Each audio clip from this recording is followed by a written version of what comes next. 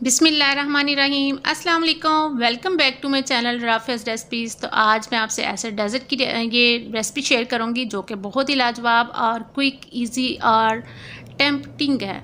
देखने में इतनी लाजवाब और शानदार लग रही है और खाने में इतनी ही मज़े की है। और अगर आपने इस ईद पर डबल ईदी वसूल करनी है ना, तो ये रेसिपी ट्राई करें, आपकी फैमिली को बहुत पसंद आएगी और बनाना बहुत ही आसान है।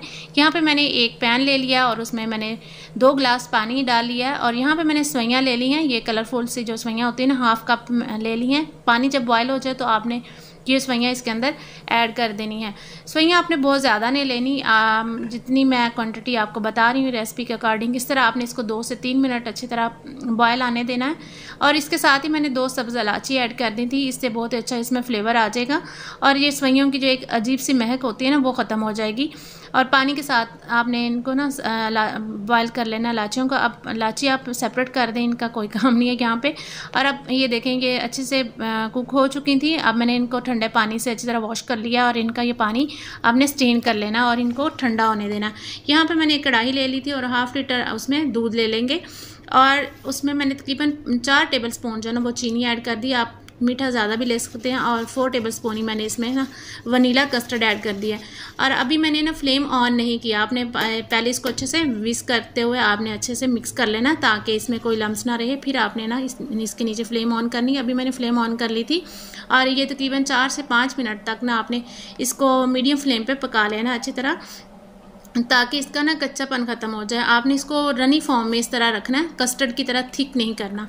अब इसको ठंडा करने के लिए ना मैंने एक बाउल में डालूंगी और इसको अच्छे तरीके से ना रैप करके ना और शीट से आपने इसको रख देना या किसी प्लेट से इसको कवर करके रखें ताकि इसके ऊपर वो खुश्क सी वो पापड़ी सी बन जाती है ना, वो नहीं आनी चाहिए जिससे इसकी लुक ख़राब हो। ये मैंने अच्छी तरह फ्रीज़र में रख के ना इसको चिल कर लिया था, काफ़ी ठंडा करके आपने इसको यूज़ करना है।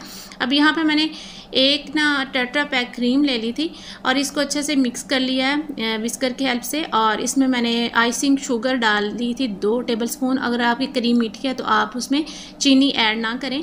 इस तरह मैंने ये इसके अंदर कस्टर्ड के अंदर शामिल कर दिया। क्रीम भी आपकी बहुत ठंडी होनी चाहिए। इसमें तमाम चीज़ें ना ठंडी ठंडी यूज़ करनी है आपने, कोई भी चीज़ गर्म नहीं होनी चाहिए। और यहाँ पे मैंने सवैयाँ ऐड कर दी हैं जो अभी मैंने बॉयल करके ठंडी करके रखी थी, वो इसमें शामिल कर देंगे। सवैयों को इस तरह अलग से बॉयल करने से ना इसमें बहुत अच्छा टेक्सचर आ जाता है। और यहाँ पे मैंने ना फ्रूट ले लिए थे जिनमें थे केले थे, आम था और वो सेब थे और उनको अच्छे से मैंने छोटे छोटे क्यूब्स में काट लिया था। और कुछ ड्राई फ्रूट इसमें ऐड कर देंगे, इसको अच्छे से मिक्स कर लेंगे। और यहाँ पे मैंने ये जेली बना कर रखी हुई है और इसको फ्रिज में रख के आधा पौना घंटा मैंने ठंडी कर ली थी। आपकी जेली बहुत अच्छी तरह ठंडी होनी चाहिए। और जेली को बनाने का अगर आपको तो पता हो ही, अगर नहीं तो आप इसको एक पैकेट जो आप ले रहे हैं ना उसमें 1.5 कप आप मेजरमेंट करके पानी डालें, यानी कि उस पर 2 कप लिखा होता है। अगर आप उससे ½ कप कम लेंगे ना पानी तो आपकी जेली बहुत परफेक्ट बनेगी। इस तरह कुछ मैंने हार्ट शेप में जेली को कट कर लिया और कुछ क्रिस्टल शेप में तो आपने इस तरह जेली को बना लेना है। और ये मैंने बनाना जेली ले ली थी, आप मुख्तलिफ फ्लेवर की कोई भी जेली यूज़ कर सकते हैं। मैंने 2 फ्लेवर की ली है, स्ट्रॉबेरी और बनाना।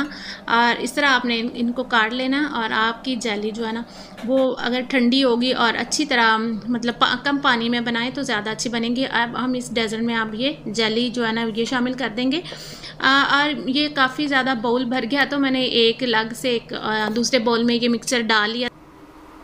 ये तमाम फ्रूट और ये जेली को अच्छी तरह से मिक्स कर लेंगे। और ये देखें हमारी खूबसूरत सी लबे शीरीन की ये रेसिपी रेडी हो चुकी है।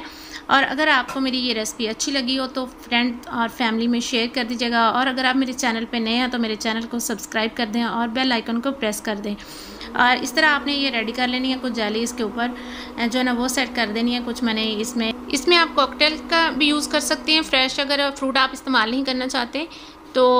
और इसमें मैंने ऐड कर दिए हैं ये कुछ ड्राई फ्रूट जो कि बहुत ही देखने में भी और खाने में भी बहुत लाजवाब लगते हैं। यहाँ पे मैंने ये कुछ कटोरियों में भी बना ली थी, ये देखें कितनी अच्छी लग रही है। और कितना आसान हो जाता है कि आप कटोरी में ही बनाएं और कटोरी में ही खाएं, कितना देखने में भी अच्छा लग रहा है। और इस तरह आपने बना लेनी है और इन्जॉय करना है। और अगर आपको मेरी ये वीडियो अच्छी लगी तो लाइक और शेयर कर दीजिएगा। और मिलते हैं नेक्स्ट वीडियो में किसी अच्छी सी रेसिपी के साथ। तब तक के लिए अल्लाह हाफिज़, दुआ में याद रखिएगा।